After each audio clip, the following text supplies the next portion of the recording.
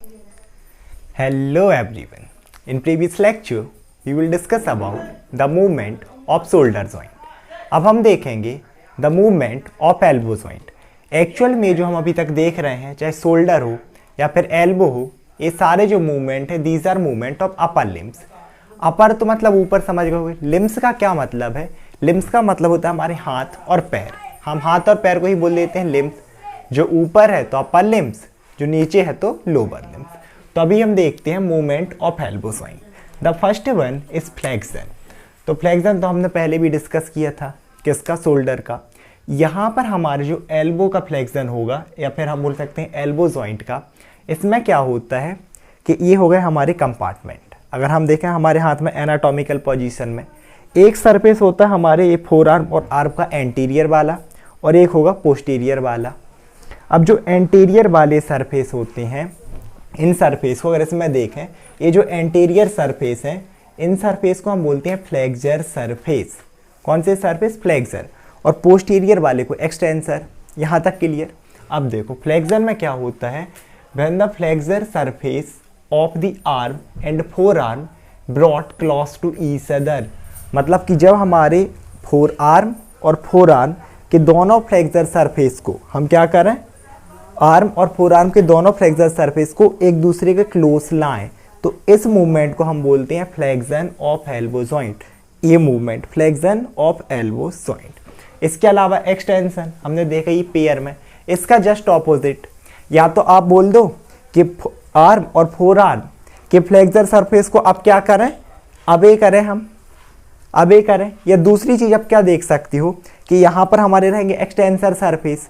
तो अभी फ्लेक्शन की कंडीशन में बहुत दूर दूर है. एक्सटेंशन की कंडीशन में क्या होंगे, ये दोनों सरफेस पास आएंगे. मीन्स ये क्या होगा, the movement when the extensor surface of arm and forearm brought close to each other. ये देखो दोनों पास आ रहे हैं ना इस मूवमेंट में. ऐसे करके आप इसे याद रख सकते हो. अब हम देखेंगे movement of radio ulnar joint. पहले तो रेडियो अल्नर जॉइंट देख लें. एल्बो तो ये हो गया. रेडियो अल्नर जॉइंट का देखो नाम ही इंडिकेट कर रहा है, रेडियो एंड अल्नर.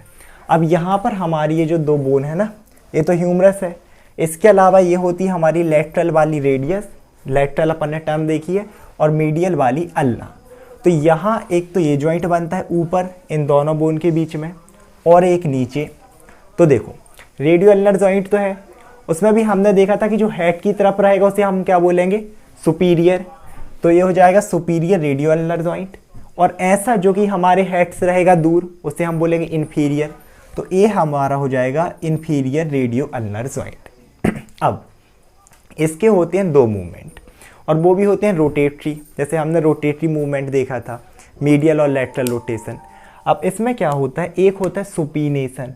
तो सुपीनेशन से अगर आप लोग थोड़ा सा याद कर पा रहे हो, तो हमने देखी थी एक सुपाइन पोजीशन, जिसमें पर्सन कैसे, इसको हमने पीछे धक्का देना था, वो सुपाइन. मतलब हम ऐसे पीठ के बल लेटे हैं और हमारे पाम ऊपर फेस कर रहे थे. तो सिंपल सी बात है कि हमारा ये जो फोर आर्म रहेगा, इसका भी ये वाला फ्लेक्सर सरफेस ऊपर देखेगा.